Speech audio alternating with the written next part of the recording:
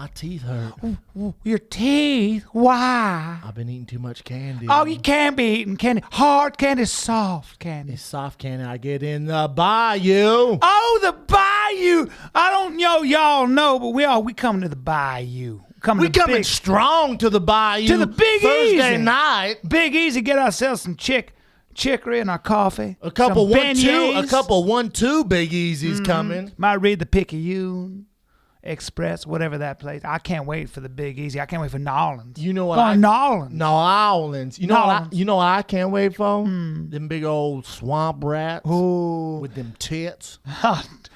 Tits. Swamp rats only have tits when they're pregnant and they gave birth to a litter of other swamp No, rats. I'm not talking about them rats in the swamp. I'm talking about them swamp rats that hang around the clubs. Oh, come on. Don't call them swamp rats. Eating shrimp Creole. No, those just girls need help with their rent. Yeah, but And nursing school. that's what I'm talking about, swamp rats. What you talking about? I'm talking about them in big old nutrias. You know what I mean by nutria? Look up a nutria. See, it's a rat about 14 pounds. 14 pounds? pounds? Oh yeah. Got a tail. If you took both your fingers and intertwined them, the tail's even thicker than that. I'm talking about. Got a panther tail hanging out the listen, back? You see a nutria swimming. Instead of realizing it's a rat, people go, "What's that dog do?" Ah! That's a giant rat. I want Row, motherfucker, row! Row, you motherfucker! It's coming on us! It's gonna jump on the boat and nibble our dick! Well, they go for your dick. Oh, yeah. Wait, why are they so goddamn big? Listen, they're herbaceous. Why are they so goddamn big, let though? me explain something to you. I've seen a rat here in L.A. Y'all I actually think they're cute. We know that rats, for the most part, even the biggest rat on record is a Norwegian rat for the most part. And that rat's, about pound and a half. Pound and a half? Well, I don't know if that. you know the story, but you see, there's a bunch of Norwegian rats got off a Norwegian ship, and they pulled into New Orleans, into the bayou. And what happened was, there was a ship, and it was crammed to the hilt with On It products. A bunch of supplements? A bunch of supplements. I'm talking about. You talking about Alpha Brain? Talking about Alpha Brain. Shroom Tech? So that's super smart rats. Dolce Way, hey. I'm talking about Dolce Way, hey. I'm talking about hemp force protein. Remember, they're herbivores. What about that? What about them warrior bars with them bison? Of course, I'm talking about them warrior bars. Now rats will eat anything, you understand? Them some bitches get a hold of them kettlebells too? Yes, they did. So at the end of the day, what happened was all these rats, they smelled that On It, all them earth-grown nutrients. They nibble through that hull. They nibble through that hull, that ship. And that's a thick ship with a thick old hull. Nibble through it. Next thing you know, they got into them On It products, and now you got the Nutria. Every one of them put on about 13 pounds. 13 pounds? Now, if you can do that to a rat, to a bayou rat, swamp rat, what you think it's going to do for a human being? What you think it's do to you humans? It's science. Nutria is very smart. That apparently got into some alpha. Now, if you're listening to this, you're like, I want to get big. I want to be like, I don't want to be a regular rat. I want to be a swallow rat. I want to be swallow Nutria. Nutria. Swallow rat. I want to be a Nutria I want to rat. be like Ray B's down there in New Orleans. Can't wait to see Mr. Ray B. Ray B's. Now listen. On.com/Fighter 10% off, you filthy rats. You filthy rats. Get your Nutria on. Get your nutrients so you can be as big as a Nutria. And if you're bored in your cellar looking for a workout regimen, onit.com/academy. Onit.com/Fighter 10% off. Get your rat on. Get your rat on. Get your rat on. What's up, man? Wear my sweats, buddy. You are wearing your sweats. It's disappointing when you come dressed to work like that. You know what it is? If I was an owner of a team, I would fire you. Listen, I drive an athletic car now. I need an athletic. Electric. Yeah. Got my dog, too. You did get a dog. Got a German Wait, Shepherd. before we get into this, Yeah. Evan, let's explain to everyone why the hell we're back in the studio. Why we have to redo. Well, not even redo, because we didn't go over the same shit we went over yesterday, because then it just wouldn't be fun. Yep. Can you tell them why we're back in here? So everyone online's like, conspiracy theory. Dana shut you guys down. You have to edit it. Nah, bitches. Dana shut us down. Nah, bitch. Dana took a switch and he went, gang. Hey, real quick, Evan, Dana doesn't run shit inside this studio. No. So explain it, please. It's pretty simple. Computers crash sometimes. Yeah. Our computer's been here since day one. We've been using the same one, and it's held up. It's done a great job for us. Yep. I threw you under the bus because I didn't know what to say. I said audio problems. I know. I took a look at your Twitter. I was like, oh, great. He phrased it as audio problems. I'm sure I don't have a fucking lynch mob hitting me up on Twitter. I love the conspiracy theorists. Yeah. Oh, bullshit. Fox, they said too much. They want to edit. And I wish, man. Well, the audio on the video, that special K plate's fine. That's from her iPhone, you freaking rat. You rats. This is Fox, so there's a lot of other laptops lying around. So we got ourselves a replacement, no problem. So back in here, day 2, doing it again. That's Getting the shit out for you guys. Running this shit back. It's free content, so save your comments to yourself. Free content, yeah. You stepped your game up. Now, you bought a Tesla. Everyone knows that. Yeah. And then now you bought a German Shepherd. Yeah. Well, the wife wanted a shepherd. She wanted a police dog. That's weird to me. I typically would go get a mutt. You understand? But now that I'm rich, you live in a gated community. Yeah, I agree. It's very strange. You know what it is? It's not a police dog. I'm not going to train it to be a police dog, but I will what say if this. it came trained?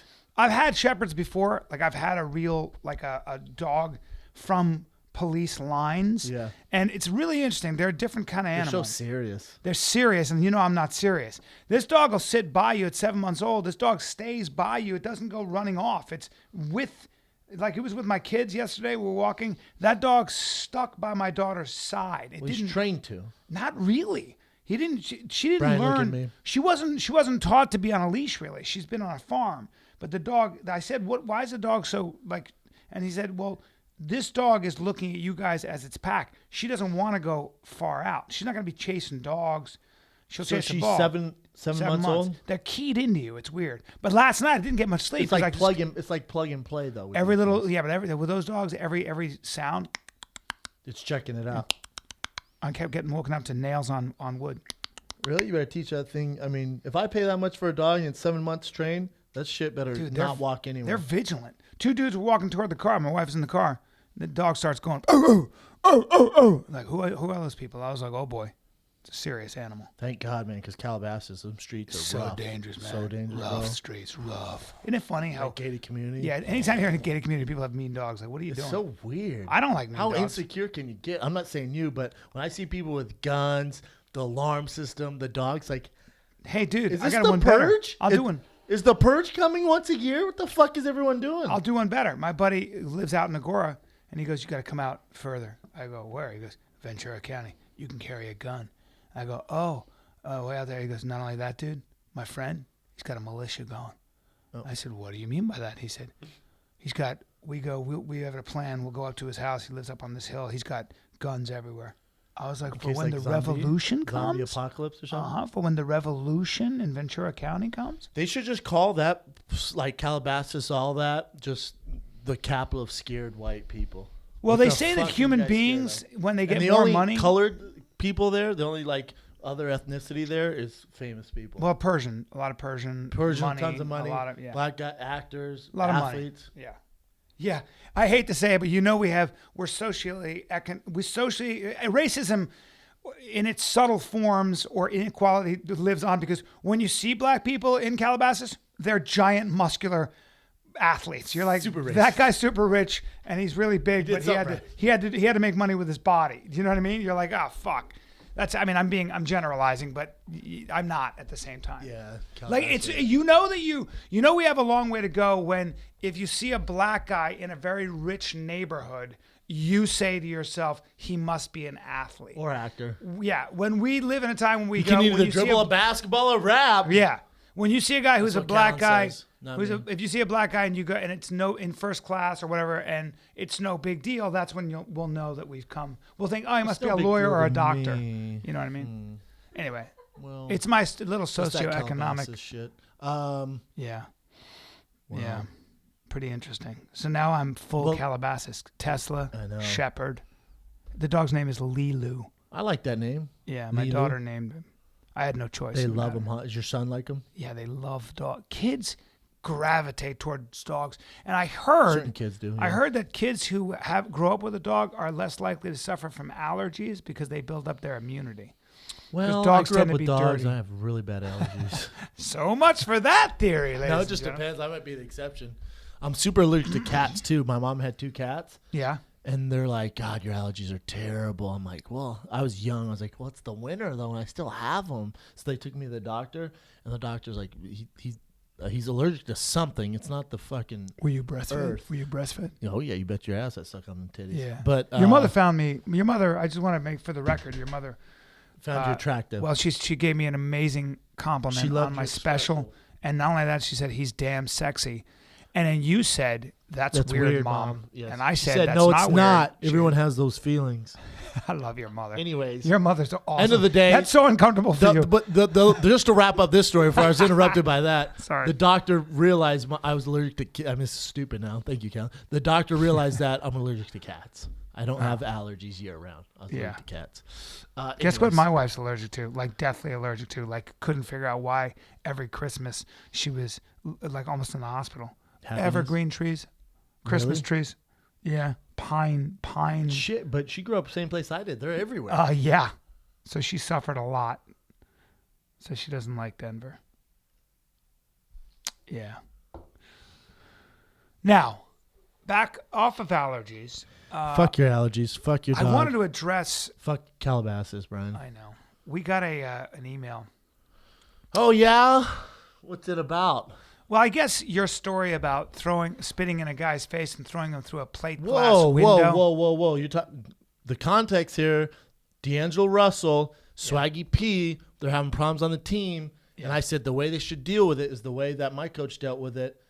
And you let 2 guys figure it out. Yes. It's not bullying. It's how you figure out a solution between 2 on a team. high-level athletes. If it's high-level athletes, you might want to let them slug it out. Yes, maybe that was you the know what I mean? context. Yes. Yeah. Don't call the cops. Or don't do anything. Or the one guy who fucked up says, "Hey, bro, Apologize. I'm really Yes. sorry." Shakes Man his to hand and man. said, "Please forgive me. I fucked up." Yes. And here's my girl. And by the way, if here's my girl, if you want to punch me in the face, my girl, I'll take here's it. a Rolex, I'll here's a take pair it of because I Yeezys. deserve it, and I'm buying you a gift. Yes. And I'm gonna kiss your ass for the next month. I guess, but Whatever. most guys won't do that. It's better to just get it. But out. man to man, like man to man. That's what I'm saying. Yeah. Remember the context before you read this email. Go ahead, Brian.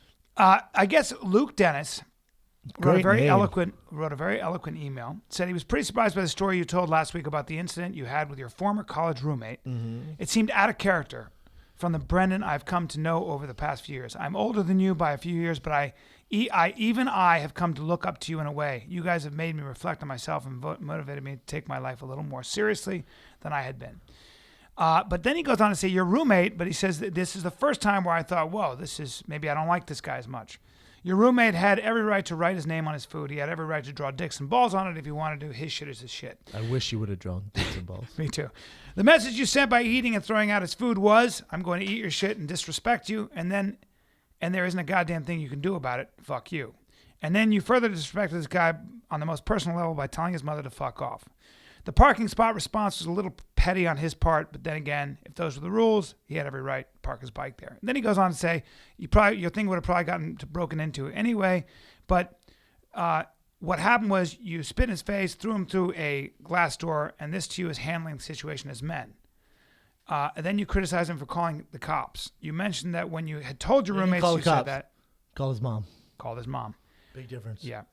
But he did. I guess he did call the cops later, right? He tried. Yes. Okay. The cops said, "What? Fuck out of here." They really did. And then he goes on to say, you mentioned that you told your teammates, you said, I'm good at telling stories. That was a subtle admission that you spun the story in your favor and manipulated your teammates to turn on this guy and take your side. So he basically goes on to say, listen, I just wanted to write this. I had to say this because I'm a huge fan of the show. And he brings me into it because I was very supportive of, your point of view on this. And I'm grabbing my own ass. It turns me on. And then he goes on to say, and then he goes on, to say, essentially, sorry, I know. Then he goes on to say, if you had told me a story about how a guy spit in your face through a glass plate window because you didn't want to fight, that I would be like, oh, that's terrible. But I'd probably be like, hey, you wouldn't be doing a show with me.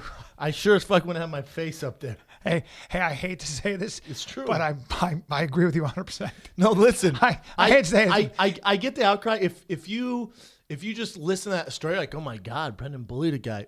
First of all, yes. And by the way, the just context is, one caveat really quick. He just said, I wrote this because there are thousands of young men listening to you. And he said, you might have been setting the wrong example or giving the wrong message. he's wrong on that, Right. because if you look at the context, I was saying how to deal with a certain situation. Yes. Everyone this day and age wants to get lawyers involved, call their mom, call their parents, Yes. 21 years old, Division I athletes. Yes. They want to include all this paperwork and not deal with it man to man.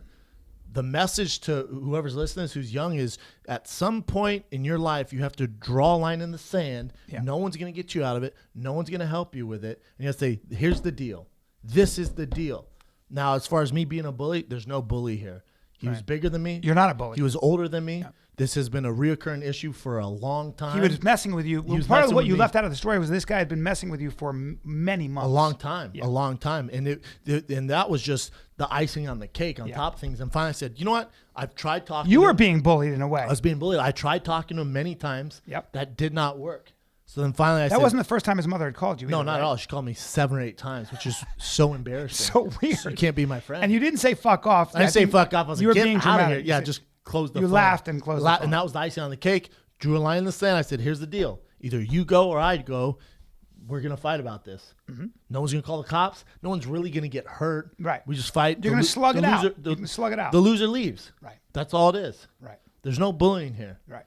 And, you know, it'd be a little bit like getting in a ring, right, with gloves and saying, you know, like. But this is my thing. Yeah. If you want to talk about, you know, young males who are listening, stuff like that, the problem with the world is there's no repercussions. Right. You can act like a bitch like that, and that's a bitch move, Luke Dennis. That's a bitch move, and to support that kind of behavior is the problem with males today. Yeah. Because if you act that way, the repercussions are going to be, I think it should be, you face man to man. You don't call your mom. You don't call a lawyer. You don't get the police involved. You deal with it yourself. Yes. Because you can't. Oh, there's not always going to be that phone call to bail you out.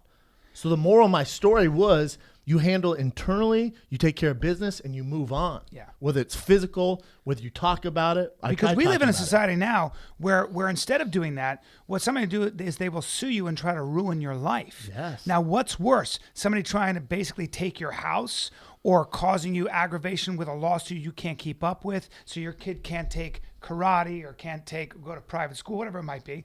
That happens all the time. People are very vindictive. That's the world we live in. For me, rather than being that litigious and suing everybody for everything, I agree with you. I don't have friends who do that. I do not hang out with a certain person. I don't hang out with a single person who would do that. Mm-hmm. I don't have friends like that. Right. If you have friends like that, you need to look yourself in the mirror and go, man, I'm the problem. Yeah. I've become a straight bitch. Well, that's right. Like my kid, when he's older, he's getting bullied in school, I'm not going to say go tell the teacher. The teacher does nothing. I've been there. Yes. I'm not going to say go talk about it, tell him how you feel. Yeah. You fight back, and he's going to stop bullying you, and you move on. It's a little bit like, if he gets suspended, he gets suspended.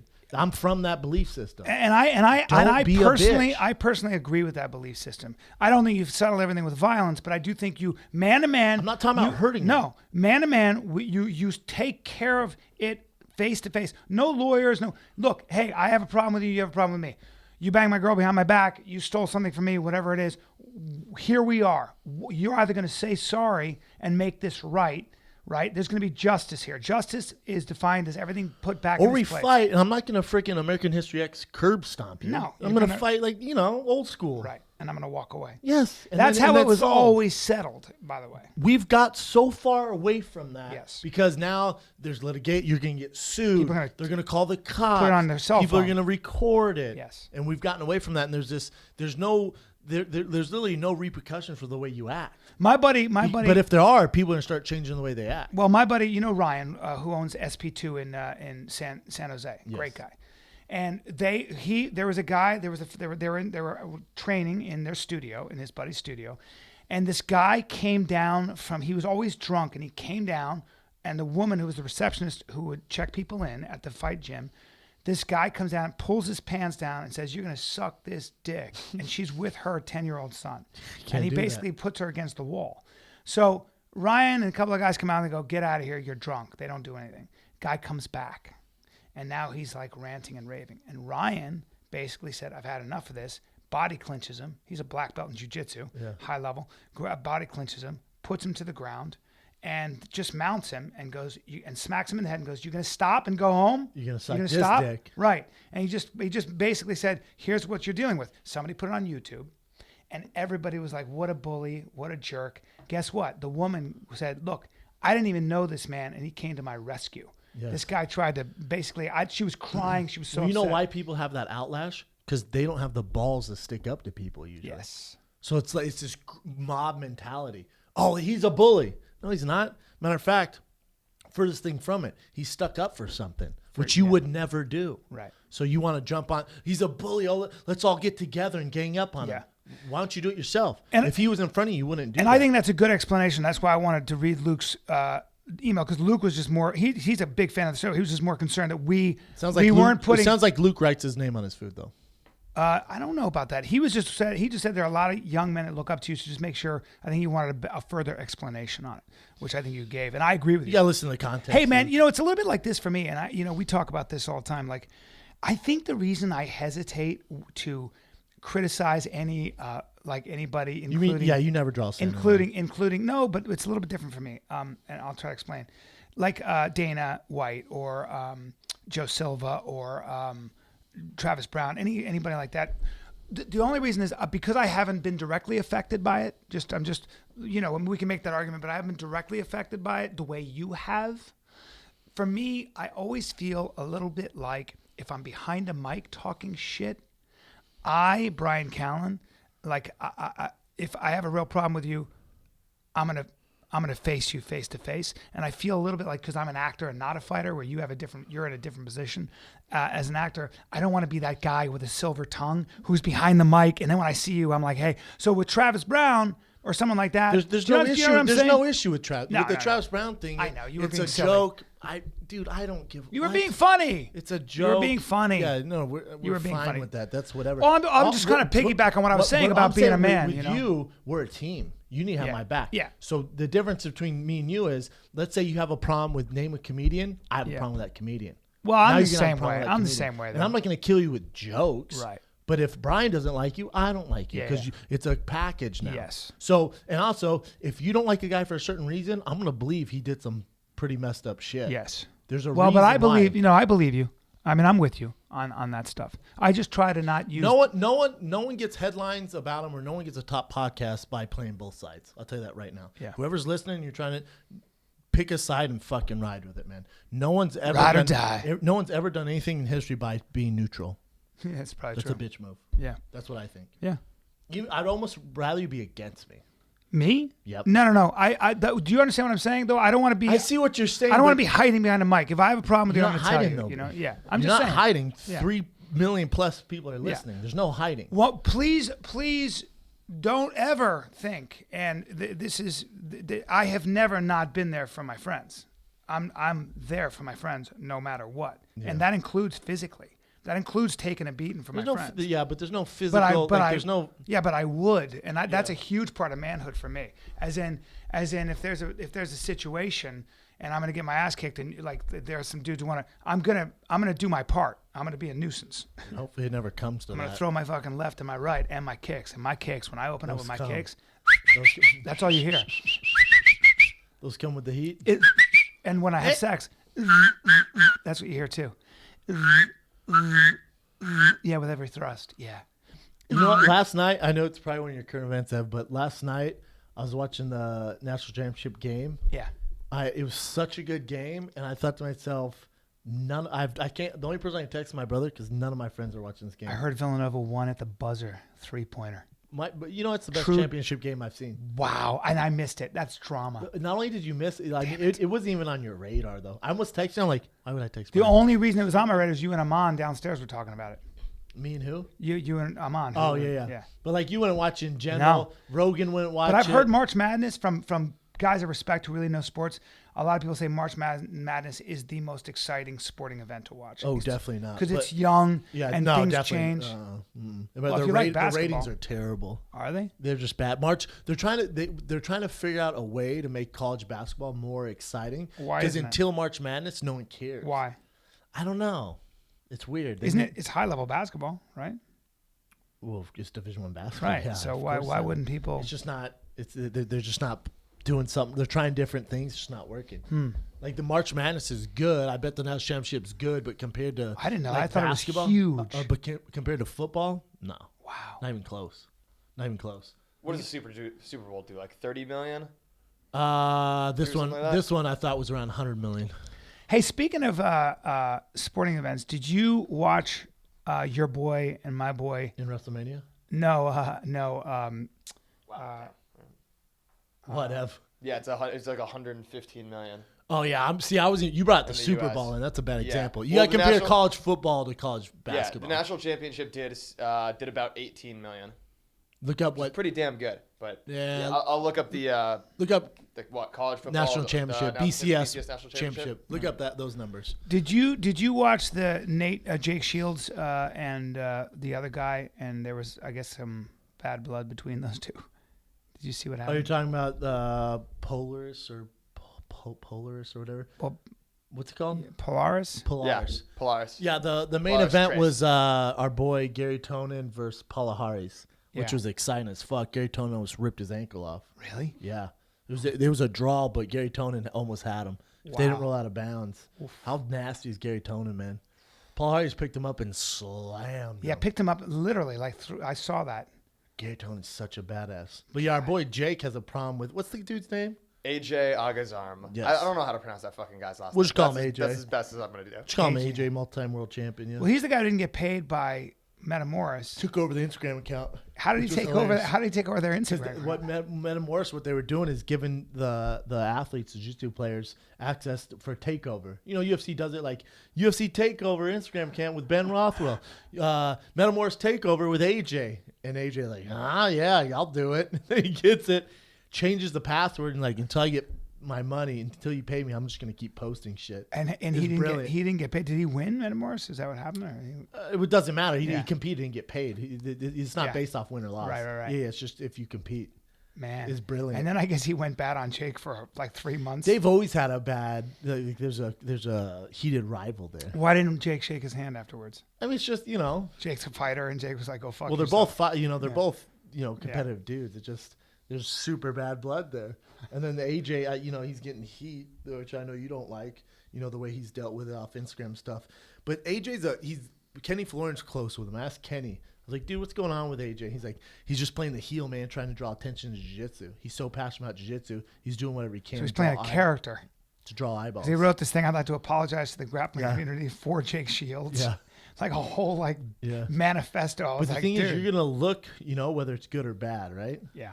It looked like he got, as good as he is, it looked like Jake gave him Jake's a monster. beating. Yeah. Jake's a freaking Well, I talked monster. to some guys who train with Jake, and I said, is Jake the man with that whole group? Because he's in that group with Gilbert Melendez and The Nate Diaz and brothers. Nick Diaz, and with respect, they were like, Jake is.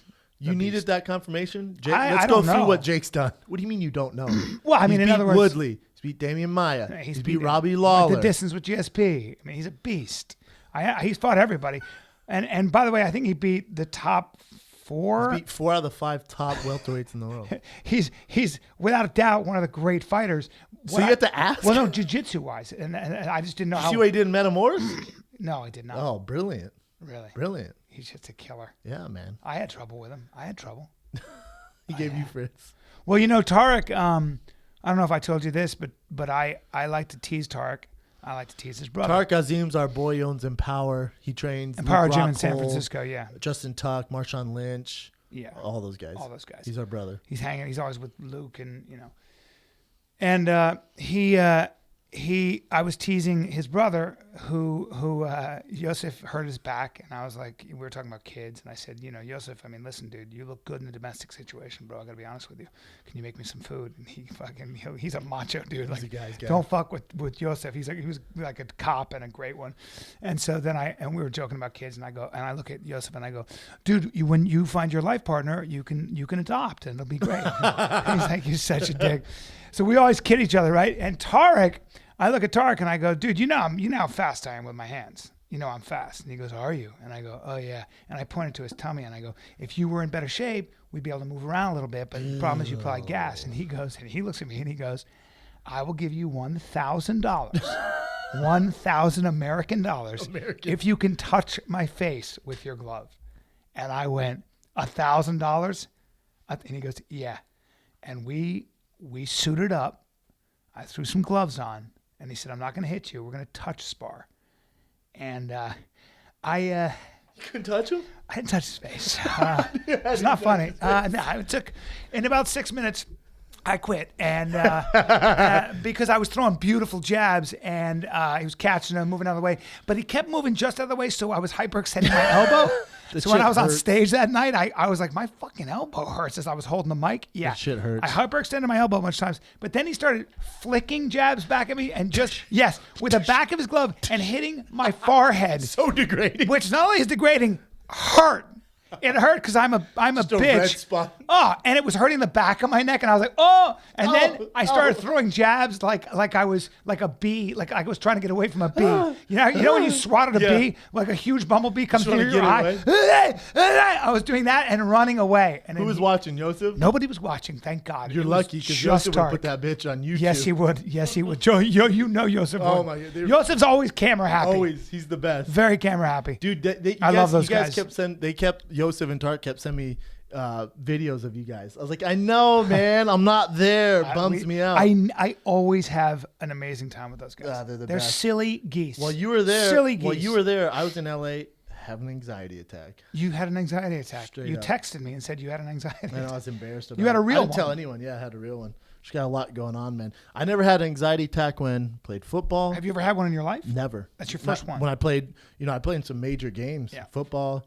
Played in some scrimmages where I had to perform, otherwise probably wouldn't make the team. You had to fight LeVar Johnson, who kills people with one punch. Had to fight LeVar Johnson on steroids, Gabriel Gonzaga, Roy Nelson, Nogueira, freaking Andre Arlovsky, Travis Brown, Matt Mitrione. The list goes on and on. Beasts. Never, Mirko Krokop, never had any anxiety. You have fought a murderer's row. Yeah. You fought a murderer's row. Yeah, but never had an anxiety attack till firing the kid. How crazy is that? What do you think it was that brought on, and what happened? Describe the anxiety attack. I think it's what did you do? What were you doing right before the anxiety attack? the Firing Kid 3D series, right? Like, so they're editing it. We're literally on the goal line to get these things done. We have a deadline in 2 weeks or a week and a half where we have to turn them in. I think it's all of that, where it being incompleted, and then the conversations with the editor and all that stuff. You and Mitch are out of town. Then the Firing Kid 3D package comes with these shirts. We switch shirts, and when you order a shirt from tfatk.com, you have Special K and Shark Eyes Dolphin Smile send the shirts that day. Yeah. You guys know how we do. It goes out that day or the very latest the next day. Yeah. Which we're known for our customer service, which I take so much pride in. Yeah. Firing Kid 3D, the orders are so big that we were using a second party to do it. They don't have the same customer care and service that we have. And people knew how upset I would be about it, so they didn't want to tell me. I don't think they realized how upset, because you said yesterday, I listened to you say, I will drive to the warehouse personally and watch them deliver them. Like, you're that crazy about it. They didn't. They knew how upset I'd be, so they didn't tell me. And then it came to a certain point where they got so backtracked. Because I was looking online, people were like, Shab, it's been a week. It's been 2 weeks. I've got no notification. I was like, huh? So I started looking around. I obviously have access to all the shirts and the orders. I'm like, oh, shit. They're not moving very fast at all. Not only are they moving very fast, they're not moving at all. You're fired. So we have a whole new guy. So your shirts, Big Brown will fire you. Your shirts will literally, if you have not received a notification, I guarantee you get one soon. Yeah. This new people we have are sent them out ASAP. But it was a combination of that, the Firing Kid 3Ds. We're going on tour. I have these other shows that I'm doing that I can't talk about. You got some big shit going on. It's just all that combined. And a baby. Yeah, the baby's great. The baby takes me away from it. He's the fucking best. It's not even that. I think it was just this perfect storm. I was like, oh, God. Oh, God. And they sent me the numbers, how many shirts are unshipped and how unhappy people are. I was like, I thought I was having a heart attack at first, and I'm like, oh. Were you lying down? Like, it finally caught me. He finally caught up to me. I knew I wasn't going to live long. You were lying down in the bed? I had to. Oh, my God. I started standing. I was like, I'm short of breath. I'm kind of, and they're like grab me. It's like tight. Can't breathe. I was like, oh, man, I'm going to die. Oh, man. And then finally the breath came back, and I was so embarrassed. Everyone was like, you all right, man? I'm like, yeah, why? You look really sweaty. I'm like, yeah, I got a text. Well, Bryan, I had an anxiety attack. How crazy is that? I'm so embarrassed. You're in wherever. I'm so embarrassed. Jesus Christ. I know, man. Don't be embarrassed. When I was your age, I had one too. Everything was going amazing in my life. I had everything I wanted. I finally got this crazy TV show, and I was like driving down the PCH, and I got off on Ocean to get, to Santa Monica, and I went, oh no, I have everything I want. And I had to pull over and try not to. I don't know what was going on with me. I couldn't breathe, and I felt like I was going to lose my shit. You really can't move. It's terrifying. It's weird. It's like you know what it is? It's debilitating. It's debilitating. I'll let you know, like, nah, bitch. It's Tony Soprano shit where you fall against the wall. Yeah. And it was the first time in my life where I felt so out of control. It must be how people feel when they get sick. They have a bad disease or whatever it might be. You're humbled. Or a heart attack. Yeah. Fucking kid's gonna kill me.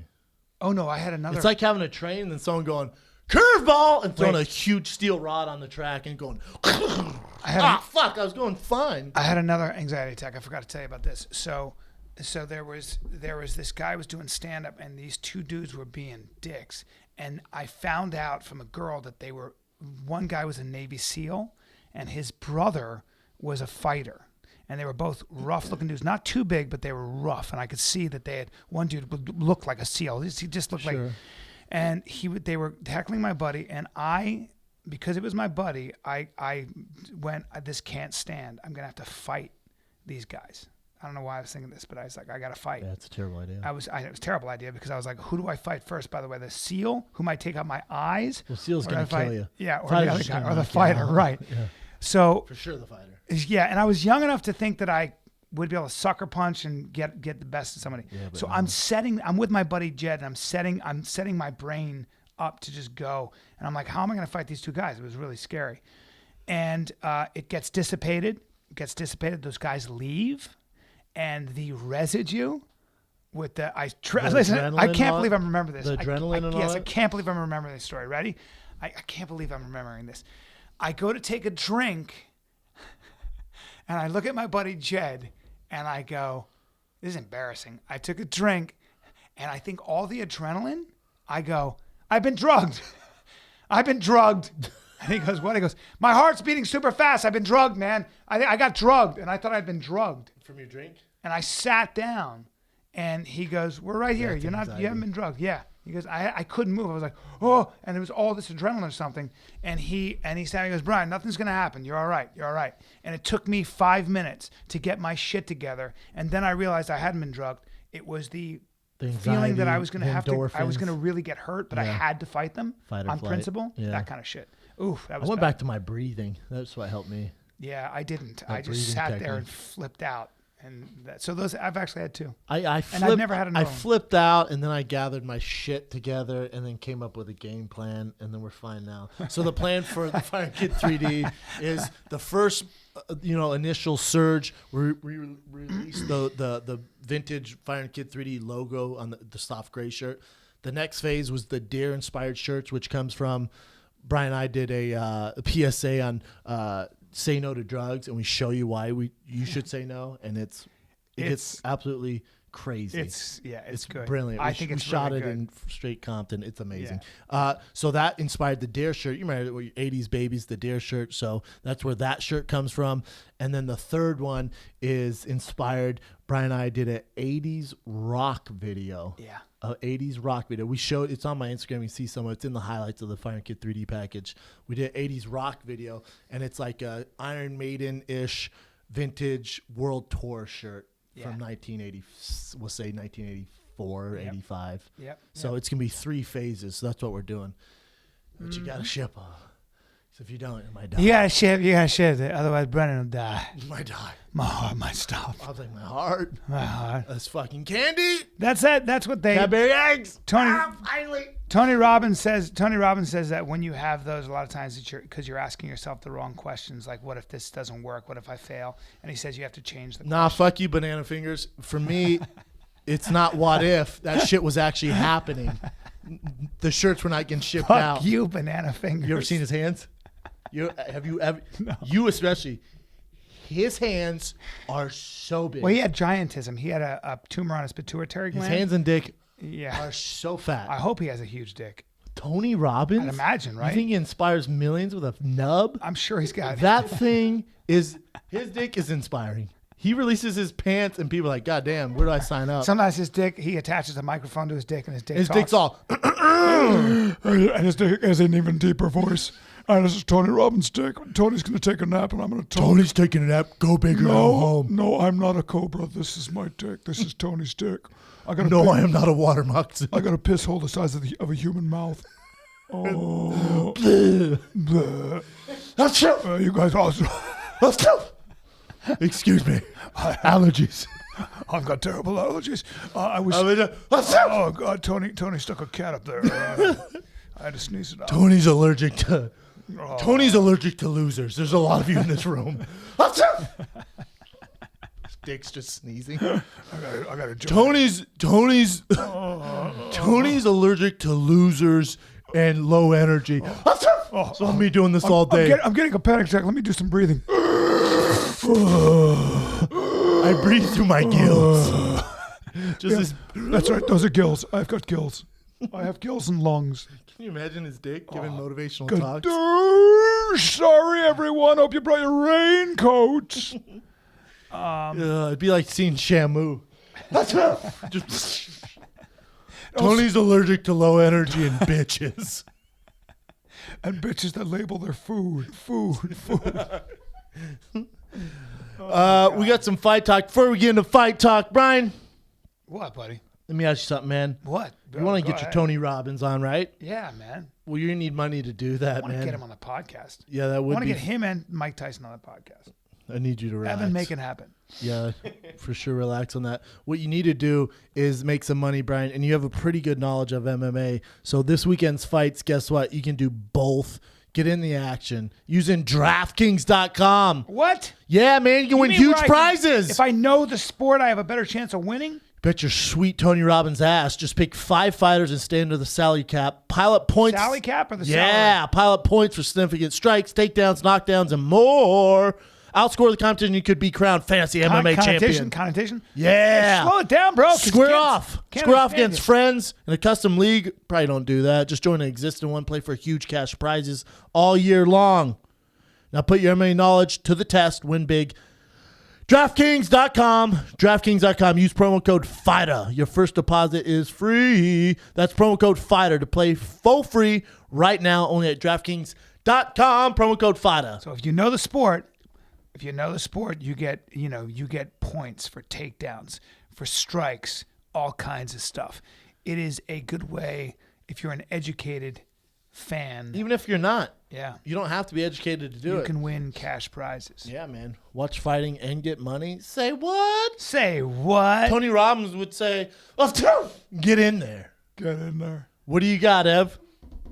All right, so this is a mostly heavyweight card, at least on the main card. It's going down Sunday on FS1. Sunday. It's a morning card, so get your breakfast and your fights right up. It's on Fox Sports or Fox Sports 1. Fight Pass. FS1. I illegally streamed Fight Pass. It's on Fox Sports 1. Correct. Well, I think we'll be flying back from Texas. Oh, we will be. We should go right to Frank Grillo's house because he's going to have a little get-together out. Ooh, really? See you there. I'm coming from the road. I'm going fucking home. You're going straight home. What do you got, Ev? We'll do the top 3 fights. That's so obnoxious, by the way. Yeah, thumbs down. You know what that's from, He brought right? his thumb. Yeah, he brought his thumbs down. From Happy Gilmore. Hey, you should play in the U.S. Open Sasso this weekend. too. Oh, really? Yeah, see you there. Hockey season starts in 128 days. I don't know why I think that's so funny. It's so obnoxious. Because your face, I'm like, oh, really? Yeah. Yes, you. Oh, really? Yeah. I went to give you a pound. I realized it was a fucking fist that turned into a downward trajectory thumb. Oh, I literally reached. So funny. I reached for it with my pound. Damn Hey, it. you should play this weekend in the Open. Oh, yeah? Really? Oh yeah. See you there. And the lady goes, yeah. I went to give you a pound. great. And I went like this. Okay. Oh, yeah, no. All pulled right, my I'll tell you how it is. I yanked my fist back. It was too never late. mind. Okay, cool. Yeah, me too. I'm not going. What there. do you got, Ev? All right. Maybe don't go through it. Just give us the give you big the ones. top three. I don't want to go through all this. I'm not. Shit. I'll give you the top 3. It's in Croatia. It's in Croatia. There's no Crow Crop better be fucking front row in a 3-piece suit and that flat top. Yeah. All right, so we'll jump straight into this. Francis Ngannou is 6-1 from Cameroon, a gigantic fucking specimen. Yeah, and a he's freak. fighting The Sheikh Congo of the UFC. Shit Congo with a little more muscle. Yeah. Yeah, and Bigger he's legs. fighting Thicker. Curtis Blaydes, who's a JUCO national champ. Wrestler? Yeah. Oh, I always want to see what happens when this Chuck Congo 2.0 gets taken down. Evan, I thought you were going to say Curtis. What's his name? Curtis what? Blaydes. I thought you said Curtis Blaydes, who's a Jew. I was like, what? Take it easy, bro. What's that You have to said do it with so it, bro? aggressively. He's a JUCO. He's a JUCO. What is a JUCO? JUCO. Junior college national Oh, champion. junior college. Okay. John Jones is JUCO. Yes, he was. Yep. So was Anthony Johnson. Johnson. Yeah. There's a lot. I think DC went JUCO too for a while before he went to Oklahoma State. Really? Yeah, a lot of guys do. DC Randy Moss, Daniel Cormier came to my show in San Jose. I was so excited. Great guy, right? Yeah, One of the good he's guys. such a good guy, and I can't believe Smart dude. Can't believe how small he is in comparison. He's 230, by the way, but he's 5'9". I was just like, huh? I said to him, that's why when we argue about size, yeah, Daniel's tiny. He was undefeated as a heavyweight, world champion as a heavyweight, world champion as light heavyweight, and he's small. I get it. But when you get down the smaller weights, Yeah. you know what I'm saying? I see what you're saying. But that's why I come from my point of view. That's why I'm so biased that, man, size. Well, because you've rolled with Cormier, and I mean, I've rolled with him and I've wrestled with him. and you wrestled with I wrestled him, and you would have thought I was fucking a drunk Teddy Repkin. He was just like, God. With that, I've seen you put it on some powerful people too. not that guy. Yeah, he's just a different thing. But Which when is you, why you I look tell at him and you dick go, jokes, and he's still fighting. He was sitting down in the couch, and I was standing over him, and I just said to him, he's wearing a polo shirt, buttoned to the very top. That's the style now. Everyone gives people heat. Oh, look at the dork with the button to the top. Bitch, pick up a fashion magazine. I looked at him. That's how you're supposed to wear it. I looked at him. I God went, Daniel, damn I it. swear to God, if I was drunk in a bar and I was pissed, I would fight you and expect to win. And he would literally grab you by your dick and neck and spike you like you did Dan He Henderson. could actually pick me. Yeah, he could do that to me. He could pick me up like He could a, do it to you with one arm. probably, He could, right? Guarantee it. See what he did, Dan Anderson? Yes. See what he did, Josh Barnett? Yes. Josh Barnett, by the way, 260. Bigfoot Silva? Does any of So- this ring a bell? Gustafson? I wonder what he would do to me. Literally one hand by your dick. Gadoosh! Yeah. I think so. All right, back to this Croatian card. So, I got the Francis black guy. Ngannou, Curtis Blaydes. Yeah. Well, I want to see what happens if he gets taken down. He's so athletic. If this drags on the later rounds, see what happens. All of Blaydes' career, he's only 5-0, so he hasn't had that many fights, but they're all finishes. How? TKOs. From ground and pound. I would assume so. What is Mr. Cameroon? What is his background? Did he come from K1? He's French. He's French, correct? I think he lives so. in France. That's all kickboxing. That's you know, that's MMA scary. isn't. No, he's from Cameroon. So I don't know. Well, he's from Cameroon, but Maybe I he's a French think guy from Cameroon. maybe I'm getting my lines Well, crossed. I think here. Cameroon might have been a French colony. Congo's French. No, I know that. For Belgium, some reason, Belgium. I'm almost positive Homeboy trains in France or has something tied to France. But you know, MMA is not legal in France. Did you know that? I did not know that. Yeah, it's one of the only countries that's Wow. not legal. Wow. I didn't know Just that. dropping knowledge for your bitch ass. I like it. I like my. There's I some like drop- Yeah, he fights out of Paris. Boom. Yeah. He probably speaks French, and it might be his first language. Oui, oui. Oui, oui. Oui, oui. Parce qu'en Cameroun, Je m'appelle Big Brown. il parle français là-bas. Il parle français. En Cameroun. Je n'ai pas. J'habite à Cameroun. J'ai à Cameroun. J'aime la blanque dick. C'est très, très fort, très grand, très noir. So I'm very big, very black, and very strong. That's racist. What else you No, it's a got? fact. Okay, next one, co-main event. Derek Lewis, the Black Beast, versus Gabe Gonzaga. Gabe's been doing it for a while, man. He's been fighting for 37 years, Gabe Gonzaga. Gabe's been fighting since Royce Gracie. Yeah. Yeah, he's a hairy. I'll tell you right now, if Gonzaga gets on top of him, that fight's over. Yeah. Hopefully Gonzaga doesn't sit there and try and trade with him because Derek Lewis has so much power in his hands.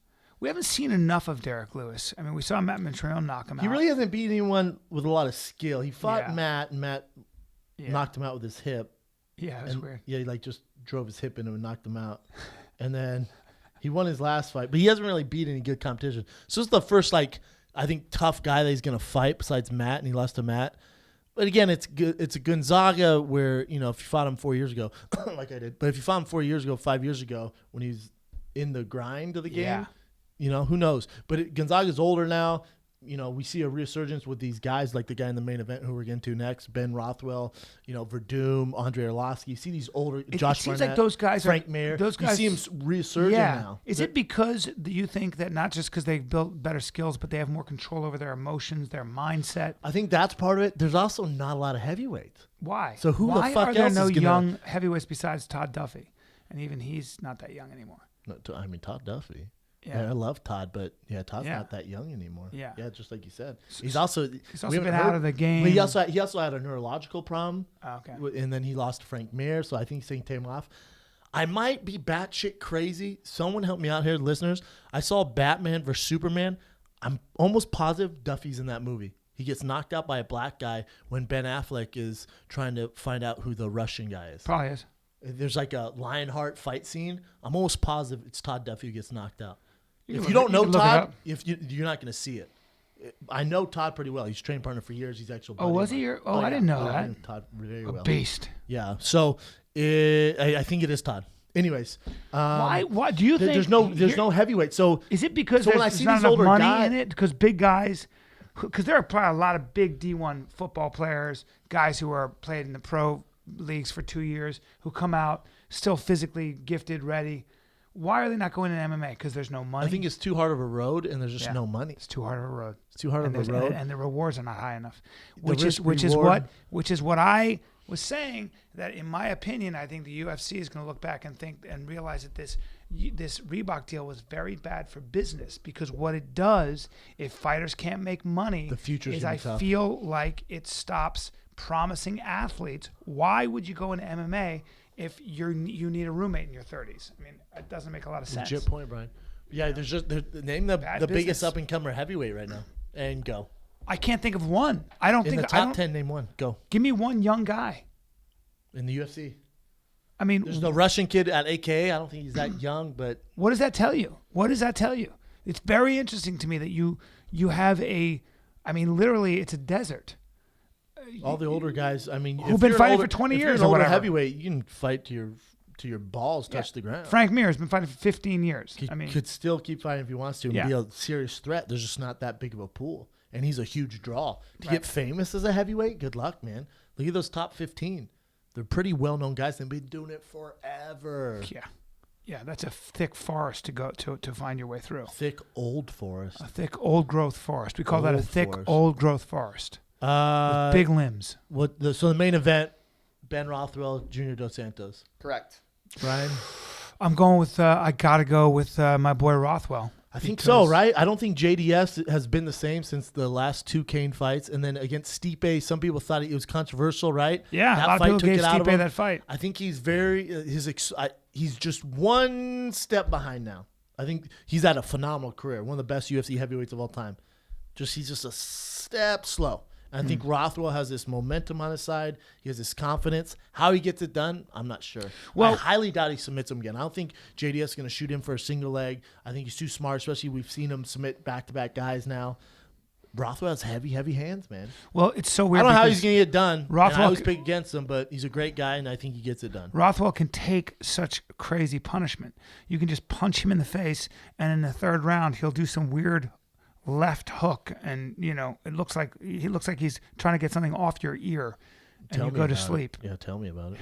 Well, you know what I mean. I think Rothwell gets it done, which we keep picking against him, but I think he wins this one. He's fighting 100% for the title next. When you fought him and you hit him in the face, what was it surprising to you that he didn't come back at you? Like that? Or, I'm sorry. I mean, was it surprising to you that he was not affected the way somebody else would be? Yeah, he hit him with a spinning elbow, and his eyes went crossed. That's why I rushed in and tried to finish him off like an idiot. God. Check out that spinning elbow. People forget about that spinning elbow. I think I'm the only heavyweight to ever land a spinning elbow like that. I dipped down. It was my plan the whole time. I dipped down to touch his leg because I thought I was going to take him down for, grappling. Yep. And when he bent down, I came back. I've never trained it. I just saw John Jones do it. So I mimicked it like an asshole live in the UFC octagon. Touched Young and full of confidence. And it worked. Yeah. Touched, spinning elbow right in the temple. Boom. I see his eyes go, woo. Which would knock most people out. And I see his legs go, woo. And I go, oh, shit, I got him. And I rush in. The rest is history. And he got his bearings just in not even time. his bearings. He was just covering. You'll see eyes closed, left hook, boom, hits me right on the temple. Damn. I fall down. Fight over. Damn it. No margin for error, ladies and gentlemen. Like an idiot, though. So I think Rothwell gets it done. Yeah. Dos Santos is a slight favorite. If you're I can see that. If you're Dos Santos' coach, what do you tell him? Stay on the outside and just don't get in a situation where he can grab you with that left hook, or just stay on the outside and pepper him for 3 rounds. Yeah, I fought him like you fought Shane Carwin. Yeah. Good jab. Yeah. 5 rounds, though. It's a 5-round fight. Yeah, main event. That's a long time. 5 rounds. That's a long time. It is a long time. It's also a very long time for Mr. Rothwell. True. Yeah, cardio could be that's a big factor. a big deal here. Yeah. What can you do? Who's next? Oh, whoa. That's it, man. I'll tell you what. It's a long flight to Croatia. You want to be comfortable. You know what we should have done for everyone? What? We should have sent a pair of MeUndies on the plane ride. Well, dude, listen. 20-hour flight. You don't want to be wearing all cotton. You know what you want? Modal. No, you want things tight and dry. And secure. You want things tight. Who doesn't want to be tight, dry, secure, and comfy? And also fashionably good looking. Well, who doesn't want to look good? I know, man. People buy these basic ass undies these days. Don't be a basic underwear. No. What people don't understand is this. When you own MeUndies, as I do, and I own a lot of them, because, by the way, they send me, I'm part of that subscription plan. So they send me one every month. But listen, when you are that way, what you do is you end up never using the other underwear. Do you know why? I had to throw them away. Because the modal. See ya, pee-pee stain. Exactly. The modal tends to. I got my camos; those are my favorite. But I got a beautiful royal blue. Bottom line is they never stop. They never lose their I guess cohesion. The way they kind of hug your hips and genitals. Hey, and don't take it from us. Like you feel loved. You feel really loved do. down there. And don't take it from us. If you don't love them as much as we do, your first pair of MeUndies, they're free. No questions asked. They don't ask for their money back. They don't ask for the product back. They're free. That's how confident they are. MeUndies has dozens of styles, limited edition prints, which is why I dig them. Make a statement with your undies. I think it's sexy to do that. Don't be hooking up with your girl and you bust out these basic ass Fruit of the Looms. Right. This is not. We always say that. Remember, if we're going to advertise something, we use it, and we do, and would do. We use those. Shipping is free in the U.S. and Canada. You save up to $8 a pair with MeUndies subscription plan, which is $8 a pair. Yeah, man. Get the subscription or get a single pair and get 20% off your first order when you go to MeUndies.com/fighter. MeUndies.com/fighter. Try them. 20% off your first order. Once you so damn good. MeUndies, you won't come back. Yeah.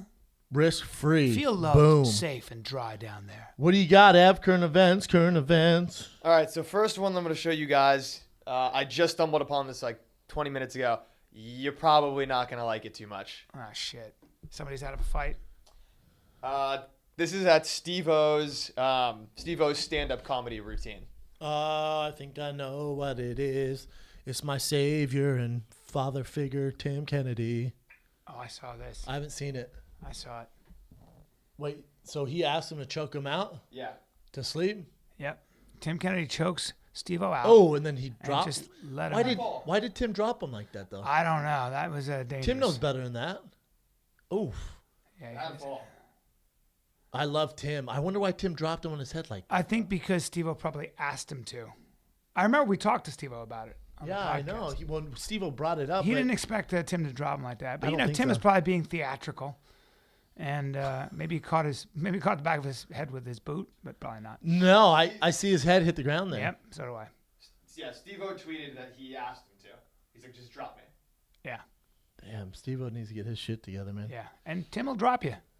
When we were calling the jiu-jitsu tournament, I had no business being there, and Tim goes, just jiu-jitsu. Somebody throw a hatchet out there. Let's make this more violent. And the guy kept going before every fight, going, war! And I went, Tim, how does that make you feel? He goes, well, there's no war. I feel like I'm going to freak out and just jump in the middle and start killing people. I'm like, I know, man. That's why you can't yell war. Because you got a real war vet here. He's going to rip your face off when you yell that out. Yeah, he might. There's just no war. He might just kill you. It's a jiu-jitsu match. Please stop saying that.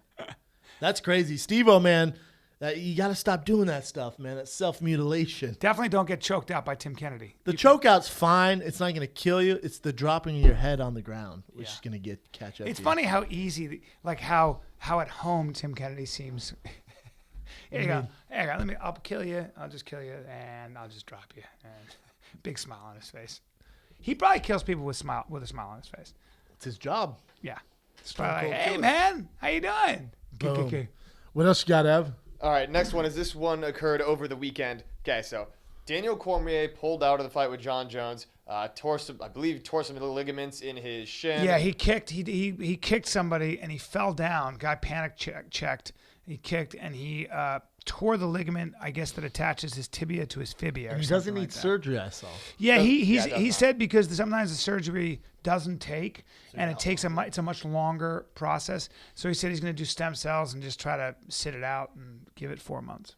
So Ovince St. Preux has stepped in to fight Jon Jones at UFC 197. Yeah. And, I mean, of course, now Jon and DC are just fucking at each other's throats. Did you see him last night going at it? Uh-huh.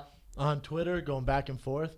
Jon goes, Daniel, he kind of mind fucks him. He goes, Daniel, explain to me, if you want to be the real champion, why would you offer to help OSP beat me? Why don't you do it yourself? Why would you invite a guy who I'm fighting? Why do you want to help him beat me? Shouldn't you be more concerned about beating me? He really mind fucks him. And then Daniel goes on this stuff and he goes, Daniel, answer my question. Daniel goes on stuff. He goes, it's really simple, Daniel. Answer my question. And then he goes, you know what, Daniel? I got to get to practice. I'm done conversating with you. Have a good night. I talked to Cormier about that. They do not, that's all real. They don't like each other. Well, yeah, everyone knows that. Does not like him. No, everyone knows that. DC doesn't win the talking battle. He just doesn't. Yeah, Jon Jones is the OSP thing, like, people get upset about it, but who the fuck's going to sign up to fight the pound for pound best in the world, maybe the best ever, on a short notice? And OSP is super athletic, so it's not something you take lightly, obviously. Well, if you're in UFC, you don't take anyone lightly. Yeah. But I mean, on a short notice, I'm not mad at it. But Jon said, listen, I don't want to disappoint the fans. I want this fight. It's a great fight for him, especially to shake off some ring rust, and then he can fight DC, right? But he said, I'll fight anyone. Mark Hunt was like, sign me up. You imagine Mark Hunt versus Jon Jones in a super fight? Oof. If that's a marketing media, dream come true. Man. Can you imagine UFC posting that? How good would Jon like beating Mark Hunt? A legend? Sick. I don't know why you don't do it. It makes so much. Real quick, UFC, no one gives a fuck about interim belts. The guys who hold the belts don't give a fuck. They know it's not real. So when you do that, the fans are like, what? I don't want to watch that bullshit. Like Frankie Jose Aldo, everyone knows that it's not the champ. Connor's the champ. Yeah. Because he's fighting on the same card and you have an interim belt. What's that mean? Right. What's that do? What is that? Right. Get the fuck out of here. No one believes that shit. I'm sorry. Why not do Mark Hunt, Jon Jones? When is the... You hate ratings. You hate numbers. When is the Nate Diaz-McGregor fight scheduled UFC 200. For? Which is... July. The card is stacked. Oh, yeah. Well, it's July. It always should be. Yikes. That card's always stacked. Yeah. But hopefully DC and Jon can fight at Madison Square Garden. I'd rather see Jon Jones versus a super fight. Cain, Verdum, something like that. DC Jon doesn't do much for me, but whatever. Yeah. Be interesting to see. Good fight. What else you got, Ev? All right, last one we'll do.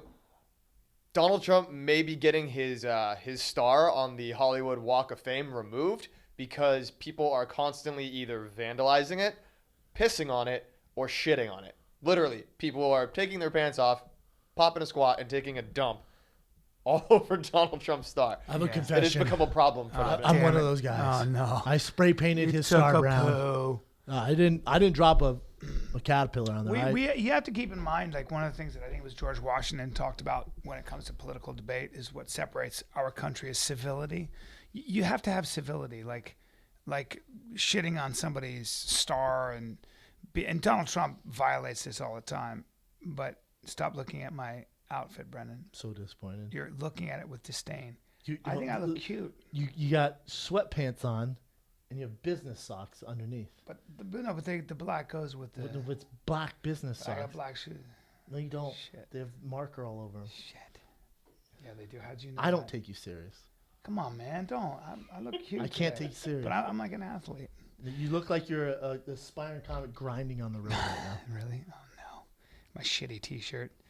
Back to Donald Trump. Oh, God damn it. No, your shirt's great. Yeah. No, man. I do think there's a line to be drawn, and you have to know the line. And I think that violates civility. You know, when you shit on somebody's star. We're getting to a point You where can't be my friend if you do that. Again, if you label your food and you or poo-poo or if you on don't stars, draw a line in the stand, you take shits on and you stars. take a shit on the Hollywood Walk of Fame, I just can't associate with Probably you, man. not. Dude, guess what I did today? What? I took a shit on Donald Trump's star. Okay, let me just go through. You took a shit. Where'd you wipe your ass at? I waited till I got home. Bro, it's disgusting. Yeah. What, did everyone see you? Yeah. My friend told me she saw a bunch of teenagers, and the guy stuck his ass out the window as they drove by, and he shat. And I think that's one of the funniest things. I was laughing so hard. Did you ever? I can't even talk about it. It's disgusting. Did you ever moon people when you were a kid? Of course. You guys did too? Absolutely. You never moon people? You know what it is, right? Car drives by, you just flash, you show your ass, you moon people. I've gotten that done to me, like going to Vegas, like, you know, like it's like a straight shot. The kids still do it. I remember I'd do it, and people get so mad. One person like came to my parents' house, like, your son. I'm driving by Kentucky Place in Aurora. Your son and this is his brother. They mooned me. Okay, if my son did that and someone, okay, Dude, did it ruin your day? We'd get my buddy Julian Dodds, and my buddy Eric Wagner. We had a fake dildo. Like it was actually the head of his crutch. You know that rubber thing? Yeah. And it looks like a dick. Yeah. And we would drive by, and I'd be going, oh, and Eric go, and he'd be sucking it. And, we'd look out and go, oh no, sorry. And everybody laughed. Everybody. It was in Connecticut. We would we'd get in so much trouble. We'd moon someone, they go sprinting off and get adrenaline rush. I love that shit. Who gives a fuck? I love it. I remember Some guys do shit like my buddy John. They were in bunk beds. They were on tour with their band, and the guy goes, "I'm so fucking hungry." And my buddy John goes, "You really hungry?" He goes, "Yeah." He goes, "I got something for you." And he goes, "What do you got?" He goes, "You'll like it." And the guy goes, "What?" He goes, "Just stay down. I got him. Let me make it for you." You're not shitting about. I swear to God. John took a shit on a plate and put a fork in it and lowered it down. He goes, here you go, you'll love this. Guy goes, ah! He goes, come on, dude, just eat it. Eat it. Dude, that makes me feel sick. So fucking. And the funniest is picturing him lowering it down. Here you go. I feel sick. You know what it smelled like in there? I never get tired of that stuff. It's so funny. Why is shit so funny to me? It's so disturbing. So disturbing. I used to do that stuff to my friends. I never did that. Oh. I never did that. My friends are in the bathroom talking. I come out to start unrolling from the paper towels. I lay it down on the floor. My buddy Sharif goes, "Bryan, what are you doing?" I go, "Don't worry about it." "Bryan, what are you doing?" Right in front of the door. "What are you doing?" "Squat." Shit. I shit right there. Really? And I barricaded them in because it was right at the What's door. wrong with you? I'm fucking That's retard. weird, man. I was 16 years old. Yeah, it's 17. weird. Makes perfect sense to me. Of course Yeah, it the does. whole mooning and stuff like that. I get when you're throwing rocks. I once set a bag of shit on fire at my girlfriend's house and watched her dad stomp it out. And then me and my friends were all, and you have a distinct laugh. So he's like, okay, well, it's for sure your boyfriend who did that. I'm behind the bush and I see my phone ring. It's her. I'm like, fuck. Hello. She's all, did you just fucking shit on my doorstep and light on fire? I'm like, yeah, all right. I'll come clean it up. Like, I was 15, 16. It's stupid, man. Boys do that.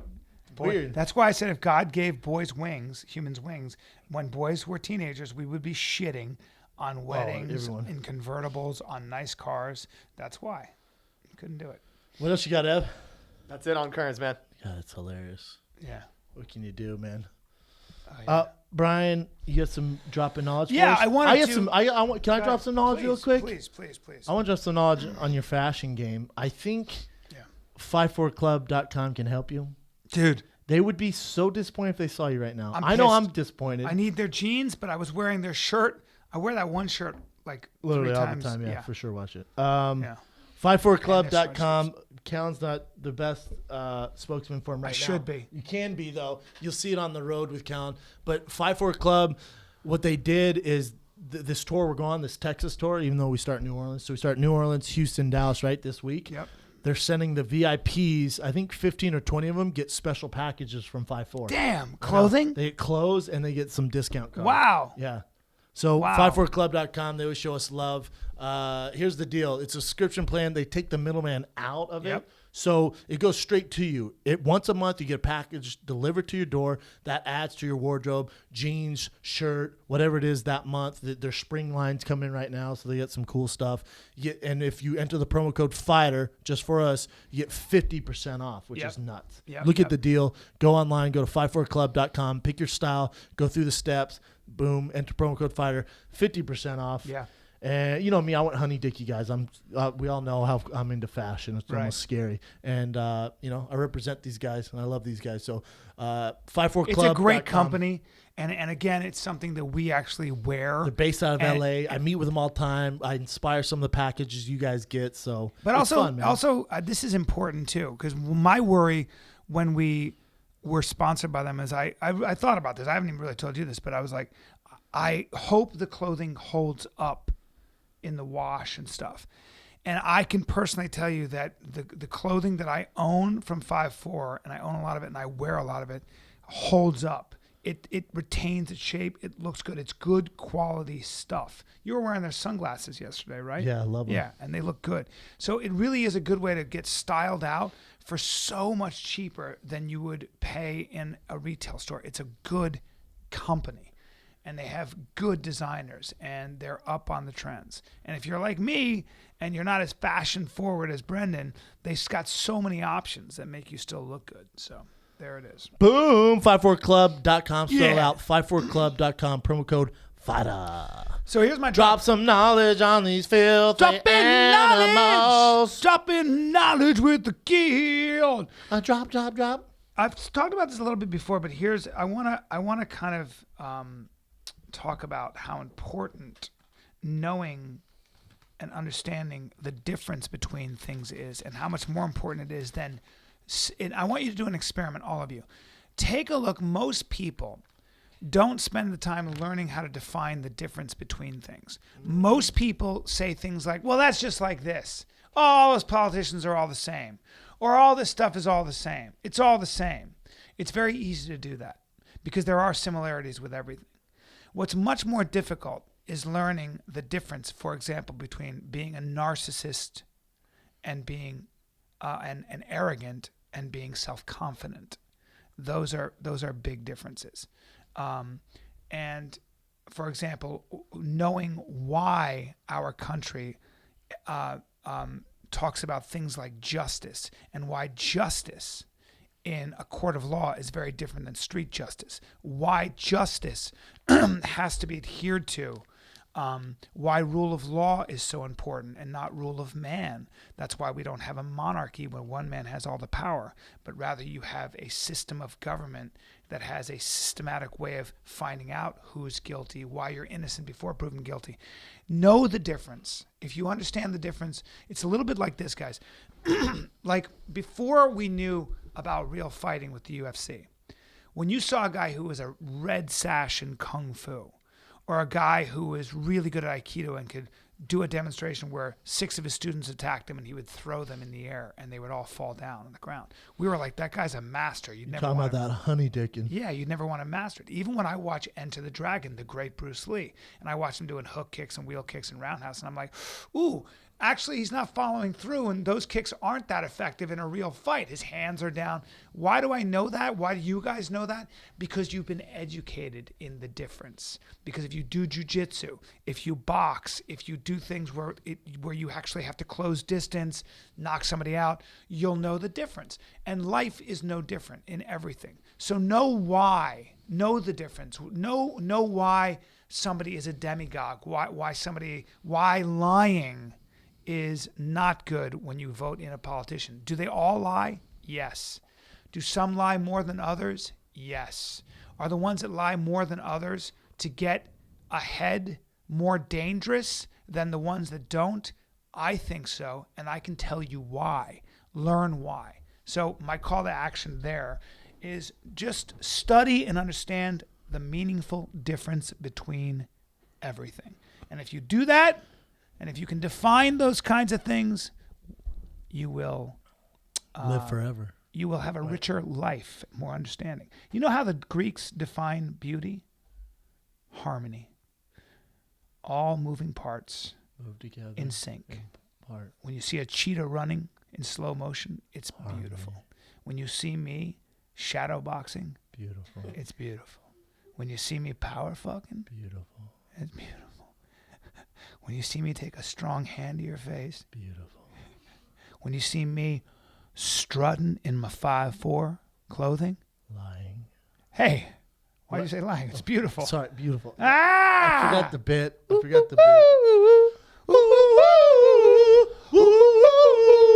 do we got? Fan questions. Fan questions. I'll tell you what, make these fan questions a little better. What? By sipping on some wine. Oh, I love wine, but I know, but it's so expensive though, Brian. I don't know it like you do. Why don't you just go have your palate matched? Why don't you take a 6-question quiz? Yeah, I don't have time to go to a lab and do all this shenanigans. Oh, either Where's do it at, I. Napa? I'm glad you asked. You could take a private plane to Napa. It only costs you about $40,000. Or you can go to clubw.com, take their 6-question quiz. Took me about, a minute. Then they match your palate with an algorithm to the kind of wine they believe you'd like. Do you like your coffee black? Do you like chocolate? Do you like citrus? Do you like lemon on things? They ask you these questions, and they can tell by the kinds of foods you like what kind of wines you're going to like. I did that. And they send them to you at between $13 and $26. You get top of the line. And you're wines. a wine guy. I had a long talk with them. And I it's asked them nice. where they source their grapes. And let me tell Where you you getting your grapes from? It's the real deal. You remember that? You were on the call. I was asking them about. Yeah, they're 1,000 talking. questions. Brian just cut. Where you get your grapes from? I go, if I'm gonna advertise for this place, I gotta taste your wines and I gotta know what's up. And they put their money where their mouth is. I did the survey. They said, "Sir, you should probably just stick to Kool-Aid. just ditch That's the right. wine, stick to Kool-Aid." That's right. But That's for you right. fancy, if you want to build a wine cellar and you want to look good, and they got wines that you haven't seen before. they're nice, and they send you a new one. Your brother all the had a time. bunch of really good He really wines. did. Yeah. He said they just send them. He has a subscription. They send them, and it's to his liking. Yes. He's like, I don't even heard them, but they're great. Go to the website and they'll have wine tastings on there and they'll describe them for you. clubw.com. Again, cuts out the middleman, which saves you money. They go directly to the vineyard, so it works great. Everybody overpays for wine. Again, Club W even offers a no-risk guarantee that they'll love what you get, what they send you guys. So boom. And right now, Club W is offering our listeners $20 off your first order when you go to clubw.com/fighter. And I know you guys hate paying for shipping, so guess what? What? Guess what? No. No. Club W will pay for the shipping on orders of 4 bottles or more. I love it. Boom. Enter promo code FIGHTER. Just go to clubw.com/fighter. 20% off your first order. That's clubw.com/fighter. Get your wine on. Where's your grapes at? Get your wine on. What kind of grapes are those? Get your wine on. Where you get them grapes? Where you get them grapes? Fuck your grapes. Hey, man. Sorry. You're right. Everybody overpays for wine. There's a wine glut, and yet we overpay for it. And Club W is making Everyone a difference. hikes up the price on everything. That's right. I like me some wine. Fan questions now. Fan questions. I wish I had one. Fanny questions. Fanny questions. Headed to New Orleans. Nolans. Tomorrow. Nolans. We got to go to that old ass bar there. I can't wait. It used to be a blacksmith shop. Yes. It's so dark in there. so You cannot see anyone in there. We're just gonna be in there grabbing dicks and asses. Well, Bro, I'm not grabbing dicks. No, that's what you told me this morning. You sent me a text. You said, "Hey, let's go to that dark room so we can grab dicks." And I didn't say dicks. And then you said, "P.S. I hope Tony Robinson's is there." I went, "What? Tony Robinson's? Tony Robinson's." Well, Tony Robinson's there, and he's got. Well, no, it's the whole nice set of family, the dicks. Robinsons. Yeah. I'm not grabbing any dicks. And the way we'll find him is we'll hear in the night. The fuck was that? He's around here somewhere. Hey, man, your dick is sneezing again. Hey, I hear his dick sneezing. He's in the back wall over there. Ooh, bring him a drink. Then hear his dick just with a straw. Elefante. No, I think we should get balls deep in some gumbo. I'm excited about it. Me too. I love New Orleans. I want some beignets, but I want to go to that. I love those bars. I love those old Me too. bars. I love those old bars. Yeah, we're gonna have a good time. We're gonna shake it up. I'll be honest with you, like you and we're I. gonna meet some pirates. We're gonna shake it up. I want to dress like Johnny Depp. Yeah, it's a good call. Maybe we'll run into Lawrence Fishburne. Oh yeah. Yeah. All right. I bet he's a blast. He's awesome, actually. I bet. I love him. Yeah, you guys had a great combo. He's amazing. Maybe we'll find someone younger for me. Hey, man. All right, what do you got, Ev? Hey, All right, first one comes from the Chad Pritchard, and he wants to know, what are your thoughts on WrestleMania? WrestleMania was this my weekend. thoughts are I don't have any because I don't care. My thoughts are I'm too old. I watch real sports, and if it's not real, I can't watch it. Yeah. And I know it's a soap opera, and I get how people dig it, and it is rough on the body. It ain't real. Yeah. I'm already exhausted with the question. Can we move on? When I was a kid, there was Macho Man, Ultimate Warrior, Hulk Hogan, the Bash Brothers, Bret the Hitman Hart, all these guys who I grew up loving. And I was 11, and I thought it was real. And then when I was 16, I'll give you that. I was about 16. I'm yawning over it. I'm literally yawning. I realized it was fake. Can't watch anymore. Wow. Can't do it. I don't need a soap opera in my life. I'll watch the Kardashians if I want some shit like that. I don't watch it. It's crazy to me how big it is. Good for those people that do it though and dig it. It's fake. What else you got? All right, moving on. This one comes from Alex C. Will there ever be a Fighter and the Kid special from all the live shows? Brilliant. Brilliant. I think so. I think we're gonna plan on shooting one at the end of the year.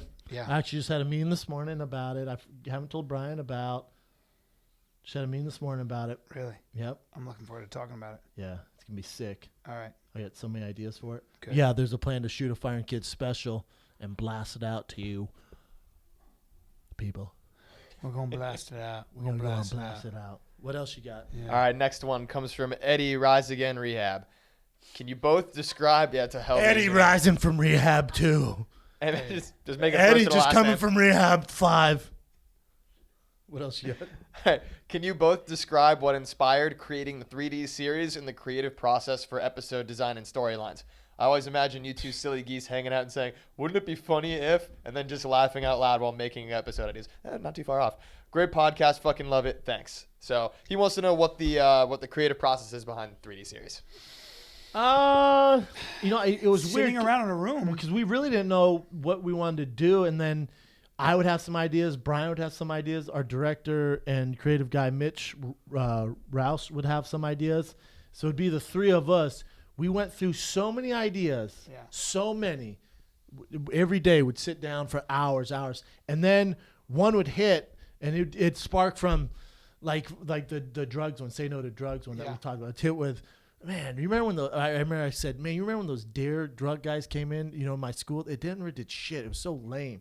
And then Bryan goes, we should do a PSA. And then Mitch goes, dude, we should show people why you shouldn't do drugs. And he goes, man, we should do this. Oh my God, this, boom, boom, boom. And then there's a fire. You fill in. Like, Yeah, you fill in the idea. Like you come up with a general idea. There's no high like it. And it's I like, know. oh shit. I'll never forget the day when we came up with, I don't want to give too much away, we do the first gay love story between an Indian and a cowboy.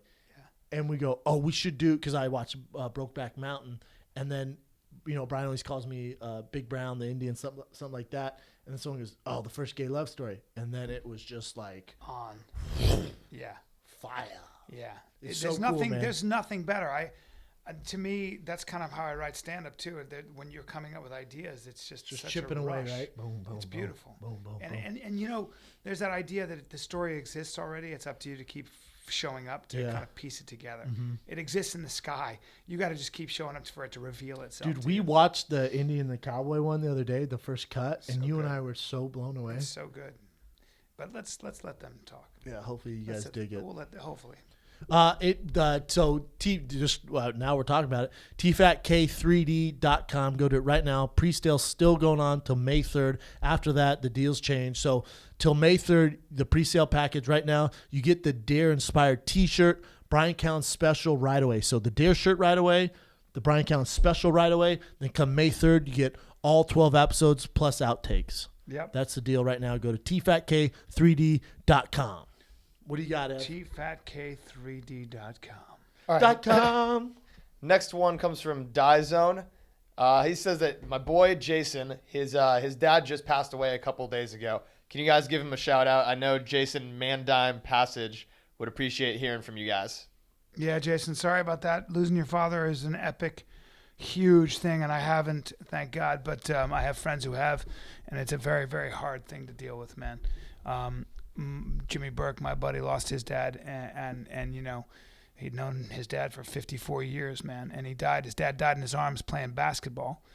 And hell of a way to go. Hell of a way. On St. Patty's Day, surrounded by his nephew, his grandson, and his son. His dad said, white chocolate. Playing a game he loves. His dad goes, hold on a minute, and fell to the ground and died. And Jimmy held his dad and said, it's okay, Jimmy's Dad. not it's young, okay, though. Jimmy's 54. Yeah. Jimmy lived across the hall from his dad. Yeah, his dad was how old? 83, 84. Good run. A hell of a run. Good run. Playing basketball on St. Patty's Day. It was beautiful. Yeah. This is more about Mandime here. Hopefully this show tough, man. Hopefully this show takes your mind off it a little bit, my man. Stay strong. Sorry, buddy. Yeah. What else you got, Ev? We'll do two who more. brought the good news, Bear? So give him some fucking honey. We got two more. So Charles Martin and Anthony Joshua fight in London on Saturday. Yeah. Who takes it, and will you be watching? We'll be doing a show, but I'll be trying to illegally stream it on my phone. We'll be in Houston on Saturday night when they fight. Anthony Joshua, I've been talking about this guy forever. He's a gold medalist, heavyweight. He's the next big thing in the heavyweight division. Charles Martin, I know he trained in Box and Burn. He got his championship basically by this Russian guy or Polish guy rolling his ankle. I don't think he's ready for a guy like Anthony Joshua. So I think it's easy work for Anthony Joshua. And listen, I love Charles Martin. I'm going to take some heat because he has trained out of my gym, but Anthony Joshua is just a different level, man. Unless Charles Martin goes for broke early in that round, but a guy like Anthony Joshua, I'll show you this guy. He's a freak, man. Beast, he's the next big thing, I'm telling you, at heavyweight. Really? He'll win this one, then it's off to the races with guys like, Martin. against Wilder, guys like, Fury. It's off to the races, man. Wow. So is he a big guy? Is he as big as someone like jacked? Tyson I'll show him Fury? to you. Wait till you see him. Wow. Makes Tyson Fury look like you. Really? He makes Tyson Fury look like Gumby. Nobody does that to DeAndre Wilder, though. He's a freak. Wait till you see Anthony Joshua. Wow. Wait till you see Anthony Joshua. All right. Gold medalist in the Olympics. All right. Undefeated. 22 knockouts, something like that. Freak. Good looking dude, too. Really? Straight dime piece. Really?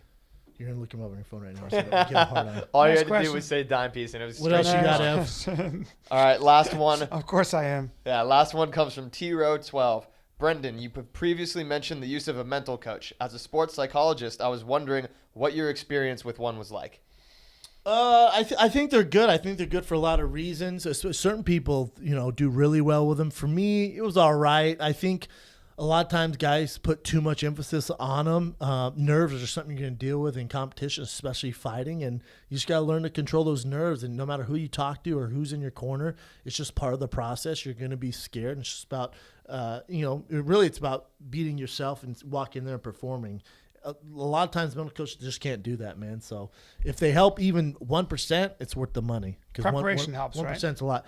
But even that, it's just something you're going to have to deal with. No matter how prepared you are, you're going to be nervous because you care. So. I've always had a problem with, when it really comes down to the end, where it's the final audition and it's so easy. The easier it is for me sometimes, I'll push or I'll just choke a little bit. And it's just a hard thing to get over, man. But you can get over it. You just have to go through rituals. Some people just don't perform. Yeah. You just got to chalk it up. Some people just aren't game time performers. True. There's no getting over it. That's you. Yeah. You can work on it, but there's a guy who doesn't have the issue, who's more talented, who comes in there and kills that audition. But I do believe you can overcome things, and I do believe a lot of people have won because they have overcome their anxieties and overcome their shortcomings. Everyone's in fighting sports. Everyone has anxiety. Yeah. It's just how you perform under it. Yeah. Everyone.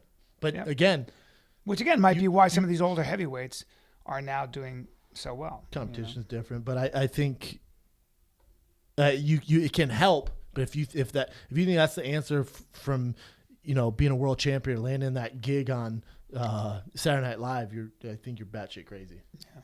But I know that's not inspiring, but that's real. So, boom, that's it. While Brian's balls deep in Anthony Joshua. I'm very impressed with this kid. Yeah, he's an absolute monster. Bryan, Callen, and myself are in New Orleans starting Thursday night, April 7th, House of Blues. Then we mosey on down to that Dallas Cowboy area. Dallas, we're there April 8th. That is a Friday. And then we close it out in Houston. That is the 9th. That is a Saturday. So House of Blues, all these little House of Blues around New Orleans, Dallas, Houston. Thursday, Friday, Saturday. One night, one show only in each city. Bryan, Callen, and I are coming at you live. We won't let you guys down. Go to TFATK for all your needs and tickets, whatever you need. TFATK.com. This is the Firing Kid. We're out.